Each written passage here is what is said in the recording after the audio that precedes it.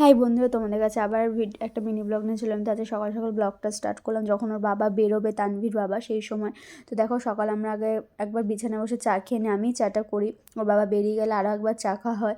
তো যাই হোক, দেখো ওর বাবা রেডি হচ্ছে, আর তানভীর মানে বিছানা থেকে ওর মশারির ভেতর থেকে ওর বাবার কাছে যাওয়ার জন্য লাফাচ্ছে। ও না ওর বাবার কাছে আর এক সেকেন্ডও থাকতে পারে না, ওর বাবাকে লাগবে। তাও দিনের বেলা বুঝি পাচ্ছে যেটুকুখানি টাইম রাখা যায়, রাত্রি হলে ওর বাবার কাছে মানে বাবার কাছে ওরা থাকতেই চায় না। ওর বাবা চলে যাওয়ার পরও দেখো তানভী কান্নাকাটি করছে, ওকে আমি রেডি করছিলাম বাইরে বার করবো বলে। তো যাই হোক, তানভীকে ওর ঠাকুমার কাছে দিয়ে আমি এদিকে আর একবার চা করতে চলে এলাম। আমাদের দুবার চা খাওয়া হয় সকালের দিকে। চা খেয়ে তারপর আমি বিছানা তুলতে চলে যাবো সোজা। তানভীকে নিয়ে না আমাদের এইভাবেই সময় কাটে, একবার শাশুড়ি ধরে আমি কাজ করি, একবার আমি ধরি তো শাশুড়ি কাজ করে।